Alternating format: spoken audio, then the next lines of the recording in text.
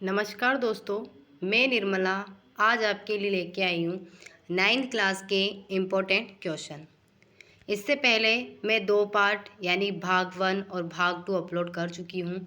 आप पहले उन्हें देखिए और फिर इसे, जिससे आपको समझ में आए कि जो क्वेश्चन है वो किस सीक्वेंस में चल रहे हैं।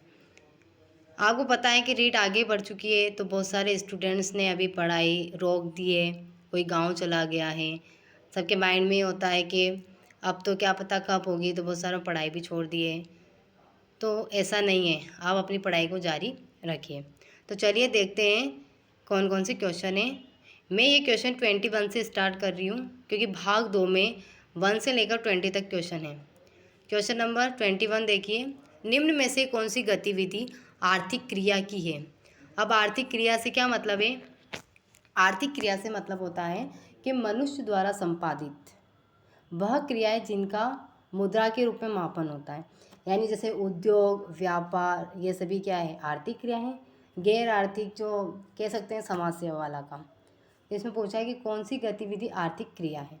ऑप्शन अ, विद्यालय की 2 कक्षाओं के मध्य खेला गया मैत्री मैच। इसमें कोई आर्थिक क्रिया हो रही है? नहीं, बच्चे ओनली गेम खेल रहे हैं, इसमें कोई आर्थिक क्रिया नहीं हो रही है। माता पिता द्वारा बच्चों की देखभाल करना, यह कोई आर्थिक क्रिया नहीं है। अध्यापक द्वारा कक्षा में पढ़ाना, यस, अध्यापक द्वारा कक्षा में पढ़ाना एक आर्थिक क्रिया है। इसका आंसर हो जाएगा स। विद्यालय में होने वाली प्रार्थना सभा, ये भी इसका आंसर नहीं होगा, तो आंसर क्या हो जाएगा? स। अगला देखिए, क्वेश्चन नंबर 22, भारतीय अर्थव्यवस्था का स्वरूप है। जो भारत में अर्थव्यवस्था चलती है उसका स्वरूप कौन सा है?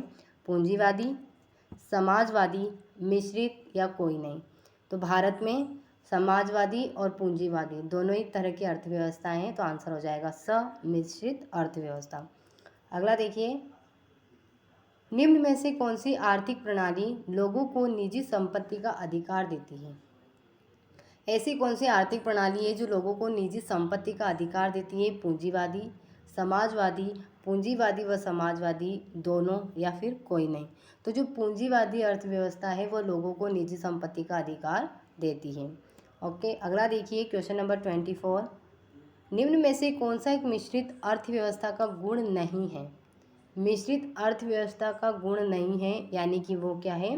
किसी और, यानी पूंजीवादी या फिर समाजवादी का गुण इसमें है, तो वो बताना है आपको। व्यक्तिगत स्वतंत्रता का संरक्षण मिश्रित अर्थव्यवस्था का गुण है।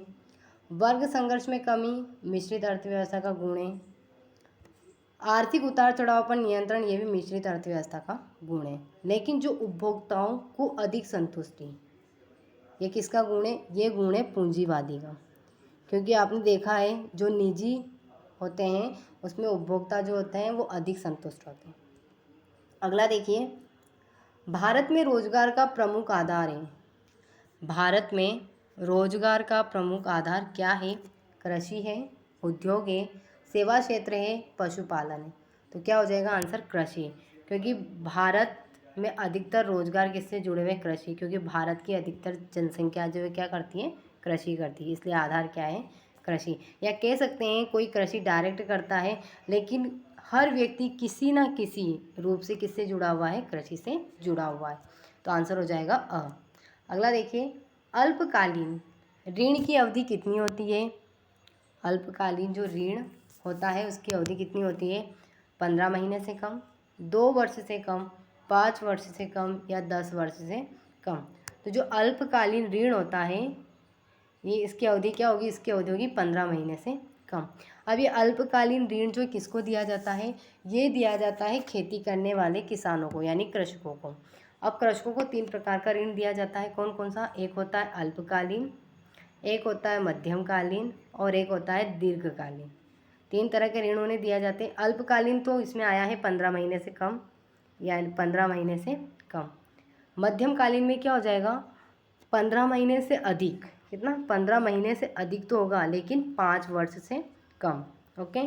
और दीर्घकालीन में क्या होगा? दीर्घकालीन में हो जाएगा 5 वर्ष से अधिक। ओके, यानी 3 प्रकार के ऋण होते हैं, अल्पकालीन, मध्यमकालीन और दीर्घकालीन। अगला देखिए, क्वेश्चन नंबर 27, हरित क्रांति का सर्वाधिक लाभ किस राज्य को मिला? तो हरित क्रांति का सर्वाधिक राज्य जो हैं जिनको लाभ मिला है उनमें किस किस के नाम आते हैं वो नाम देखिए। वो आते हैं पंजाब, हरियाणा, यूपी, बिहार, केरल, तमिलनाडु और पश्चिम बंगाल। लेकिन इसमें क्वेश्चन क्या है, क्वेश्चन को ध्यान से देखिए, सर्वाधिक लाभ किस राज्य को मिला है, तो वो मिला है पंजाब राज्य को। आंसर हो जाएगा ब। अब जो हरित क्रांति है उसमें सबसे ज़्यादा लाभ किसे होता है या हुआ है, तो वो हुआ गेहूं की फसल को। ओके, अगला देखिए क्वेश्चन नंबर 28। श्वेत क्रांति का संबंध किस क्षेत्र में है, या कह सकते हैं श्वेत क्रांति जो है किससे संबंधित है, मत्स्य पालन से, पशुपालन से, बागवानी से या किसी से नहीं। तो जो श्वेत क्रांति वो किससे संबंधित थी, वो दूध से संबंधित है। किससे संबंधित है, दूध से संबंधित है। तो इसलिए इसका संबंध किससे हो जाएगा, पशुपालन से हो जाएगा। तो ये पशुपालन क्षेत्र से संबंधित है, तो आंसर हो जाएगा ब। अगला देखिए 29। व्यवसाय में सम्मिलित किया जाता है वस्तुओं का उत्पादन, सेवाओं का वितरण, वस्तुओं का वितरण या वस्तुओं एवं सेवाओं का उत्पादन या वितरण। ओके, तो क्या आंसर हो जाएगा इसका, व्यवसाय में सम्मिलित क्या किया जाता है, तो व्यवसाय में वस्तुओं एवं सेवाओं का वितरण और उत्पादन दोनों ही सम्मिलित किया जाता है। तो इसमें हो जाएगा द। ये उत्पादन नहीं होगा, इसमें वितरण ओनली, कि वस्तुओं एवं सेवाओं का वितरण। तो आंसर हो जाएगा द। बैंक के कार्य हैं, बैंक के क्या कार्य हैं, ऋण देना, जमा स्वीकार करना या जमाएं स्वीकार करना या फिर ऋण देना और व्यापार करना। तो बैंक का व्यापार करना प्रमुख कार्य नहीं होता है, हाँ जमा स्वीकार करना होता है और बैंक का ऋण देना होता है। तो ये दोनों ही हो जाएंगे, इसलिए आंसर हो जाएगा स। जमाएं स्वीकार करना व ऋण देना किसका काम है, प्रमुख, वो काम है बैंक का। किसका काम है, बैंक का। तो आंसर हो जाएगा स। अगला देखिए 31। क्षतिपूर्ति का सिद्धांत लागू नहीं होता है। जो क्षतिपूर्ति का सिद्धांत है वो लागू क्यों नहीं होगा, या हम कह सकते हैं किस पे नहीं होगा, समुद्री बीमा में, वाहन बीमा में, जीवन बीमा में या अग्नि बीमा में। तो आंसर हो जाएगा जो क्षतिपूर्ति का सिद्धांत है वो जीवन बीमा में लागू नहीं होता है। ओके, क्षतिपूर्ति यानी कि किसी चीज़ का नुकसान हो गया है तो जो पॉलिसी उसके अकॉर्डिंग उसको उसकी भरपाई की जाएगी, लेकिन जीवन बीमा में ऐसा नहीं होता है। तो आंसर हो जाएगा स। Question number next. बीमा अनुबंध में परम सदविश्वास से आशय है।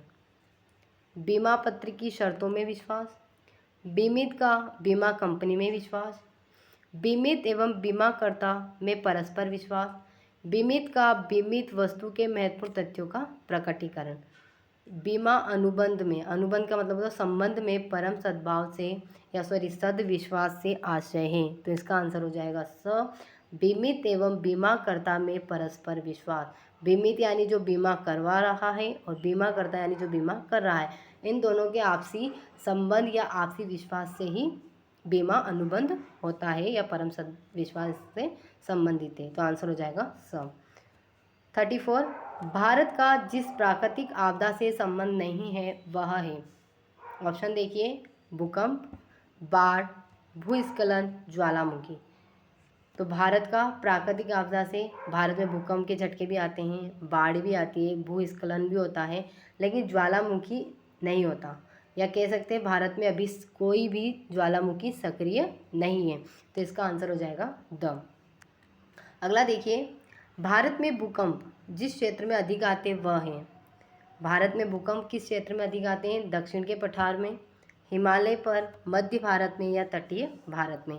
तो जो भूकंप है वो कहाँ सर्वाधिक आते हैं, तो वो आते हैं हिमालय में। कहाँ आते हैं, हिमालय पर सर्वाधिक आते हैं। तो आंसर हो जाएगा ब। कौन सा हो जाएगा, ब, हिमालय। क्योंकि हिमालय एक पर्वत है और बहुत ऊपर है, इसलिए इसकी जो नीचे की ज़मीन वगैरह है या कह सकते हैं नीचे की जो धरती है वहाँ पर भूकंप के चांसेस ज़्यादा रहते हैं और वहीं पर सर्वाधिक आते हैं, जो उसका क्षेत्र जहाँ तक उसका फैलाव है। अगला देखिए क्वेश्चन नंबर 36।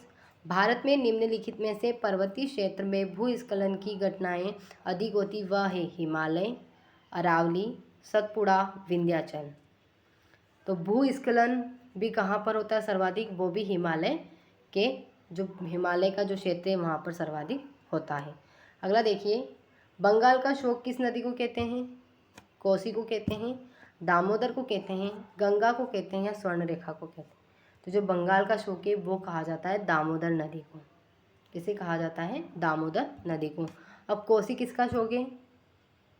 कोसी किसका शोक है? तो कोसी है बिहार का। किसका है? बिहार का। ये याद रखना, दामोदर बंगाल और कोसी बिहार। अक्सर स्टूडेंट इसी में कंफ्यूज होते हैं क्योंकि दोनों ब हैं, तो कंफ्यूज नहीं होना। बंगाल दामोदर है और बिहार कोसी है, तो इसका आंसर हो जाएगा ब। अगला देखिए, भारत की जिस क्षेत्र में सूखा अधिक होता है, भारत के, यहाँ पे क्या हो जाएगा? भारत के जिस क्षेत्र में सूखा अधिक पड़ता है वह है उत्तर का भारत, पूर्वोत्तर क्षेत्र, पश्चिमी क्षेत्र या तटीय क्षेत्र? तो इसका आंसर तो आप खुद बता सकते हो। किसमें सूखा अधिक पड़ेगा? पश्चिमी क्षेत्र में। क्यों पड़ेगा? क्योंकि जो पश्चिमी क्षेत्र है वहाँ पर सबसे ज़्यादा हिस्सा किसका है? तो वो है थार के मरुस्थल का। किसका हिस्सा है? थार के मरुस्थल का। ओके, अगला देखिए क्वेश्चन नंबर 39। देश की तीनों सेनाएं हैं उनका सेनाध्यक्ष कौन होता है? देश की तीनों सेनाओं का सेनाध्यक्ष होता है देश का प्रधानमंत्री, देश का थल सेनाध्यक्ष, देश का राष्ट्रपति या देश का नौसेना अध्यक्ष? तो कौन हो जाएगा? आंसर हो जाएगा स। देश का जो राष्ट्रपति होता है वो देश की तीनों सेनाओं का सेनाध्यक्ष होता है। अब 3 सेनाएं कौन सी है? थल, जल और नभ, है ना? नभ कह लो या वायु कह लो, तो इन तीनों का होता है। अगला, प्रतिवर्ष थल सेना दिवस कब मनाया जाता है? 1 अप्रैल को, 15 जनवरी को, 4 दिसंबर को, 26 जनवरी को? तो जो थल सेना दिवस मनाया जाता है प्रतिवर्ष वो मनाया जाता है 15 जनवरी को। ओके, अगला देखिए और लास्ट है, सैन्य शिक्षा हेतु विद्यार्थी जुड़ सकते हैं प्रादेशिक सेना से, अर्धसैनिक बल से, स्पेशल प्रोटेक्शन ग्रुप से या एनसीसी से? तो सैन्य शिक्षा हेतु विद्यार्थी किससे जुड़ेंगे? वो जुड़ेंगे एनसीसी से। अब ये क्वेश्चन शायद मैं 8th क्लास में मैंने बताया था, तो आप मुझे कमेंट बॉक्स में जो एनसीसी है इसकी फुल फॉर्म बताना कि एनसीसी की फुल फॉर्म क्या है और इसको कब स्थापित किया गया था। तो ये कुछ क्वेश्चन थे, लगभग 20+ क्वेश्चन थे, तो ये आपके लिए बहुत हेल्पफुल है। इन्हें देखिए, इससे पहले जो वीडियो अपलोड किए उन्हें भी देखिए, समझिए और कमेंट बॉक्स में बताइए आपको वीडियो कैसी लगी। और मेरे चैनल को लाइक करें, सब्सक्राइब करें और शेयर करना ना भूलें। Thank you.